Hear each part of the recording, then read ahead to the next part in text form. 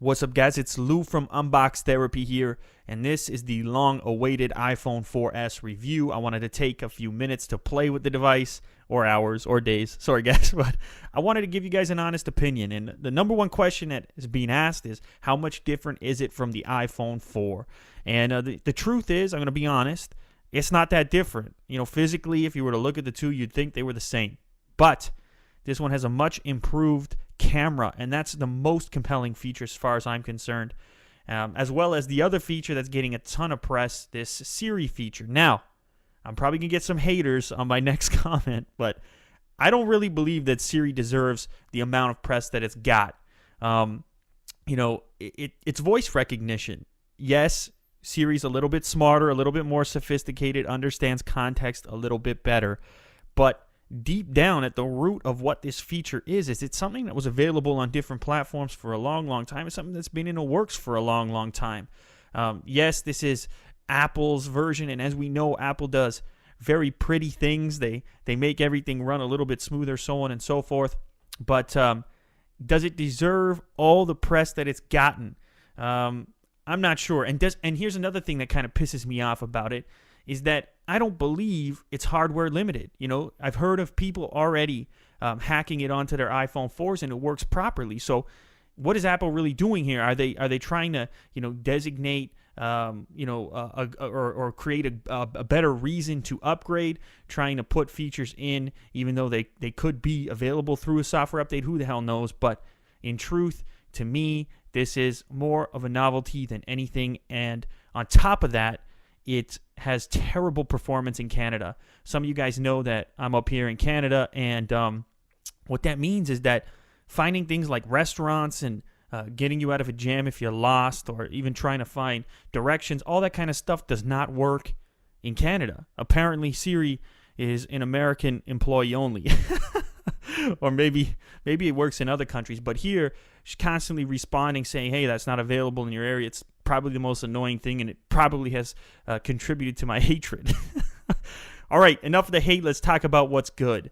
This device has moved the antennas around a little bit, and hopefully the outcome of that is improved reception. So far, I've got really good network speed in using it.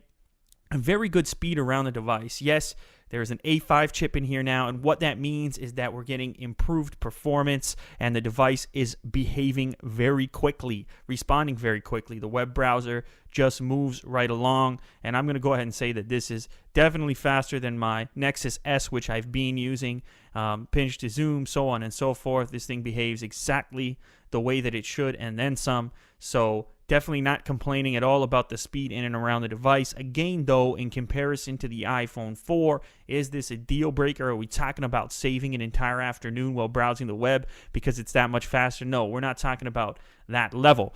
But now, let's get to the good stuff.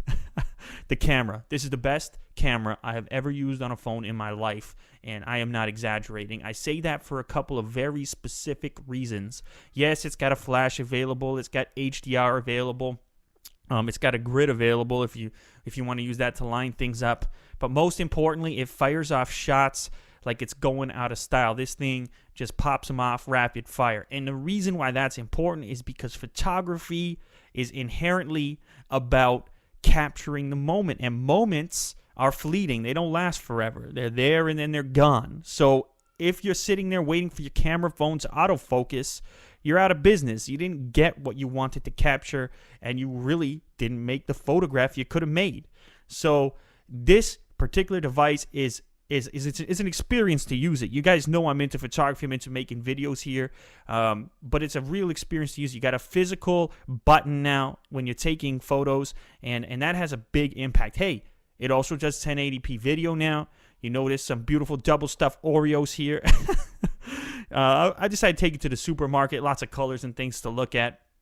The focusing distance is not too bad. Actually, you can't bring things super close, but you can actually get items fairly close while keeping them in focus. And you've obviously got that improved aperture now, f2.4 aperture, so you can actually blur the background in images and get a sort of more professional effect that you can get out of obviously bigger aperture lenses when you're using digital SLRs and the like. The other thing it's got is obviously it's got the forward-facing camera for those of you that like to look at yourself, or those of you that like to look at my camera setup. In and around the device, I mean, it's fine. I mean, it's good to use. If you've used an iPhone before, you know what it's all about. Here's a physical comparison between the iPhone 4S. There was the iPod Touch, and then it's sitting there on top of my Nexus S. And here's something that's interesting. The Nexus S is a 4-inch device, right? And everybody was thinking, hey, maybe we're going to get a 4-inch device out of the iPhone this time around. And then I heard some people arguing, hey, 3.5 inch is a perfect size for a screen, because, your thumb can reach all the way across, so on and so forth. Now, I agree, yeah, 3.5 is nice. I mean, I can easily get from one side to the other, but I never had a problem with 4 inches. I've been using this Nexus S for, a while now, and I never had a problem reaching across the screen at all. I can reach the far corners, the bottom corners, so I think that this question has more to do with the size of your hand than it does necessarily with which size screen is right for everyone. I don't think there is a size of screen that's right for everyone. And as a result, I think you got to try these devices out. If you can't use it with one hand, if the screen is so big that one-handed operation becomes difficult, then I'd say it's probably too big for you and you got to look elsewhere. But I've never had a problem with 4 inches, so if Apple did release a 4-inch iPhone, I don't think things would change that drastically. I think I could still very easily operate it and probably enjoy it more because of that fact. So anyway, guys, I don't want to come off sounding like a hater. This phone is beautiful to use, and I would totally consider replacing my Android phone if it had a couple more things. Like, I've grown so used to the back button on my Nexus, I just couldn't imagine living without it. But if you're a photographer, if you're into taking images on the run with a device that is always on you, you cannot beat this phone. I mean, this thing is unlike anything I've used before in a phone. So if that is the number one thing that you use your phone for, besides making calls and texting, then I wouldn't look anywhere else. I mean, that thing is beautiful. So anyway, guys, I hope you enjoyed this. I hope I didn't come off too critical. Like I said, it's a beautiful phone, and you're not going to go wrong if you purchase it. Otherwise, until next time, I want to thank you for watching. Thank you for your support. If you enjoyed this content, hopefully you can like and favorite this video, as it does help me out a bunch. And until next time, thanks for watching. Later, guys.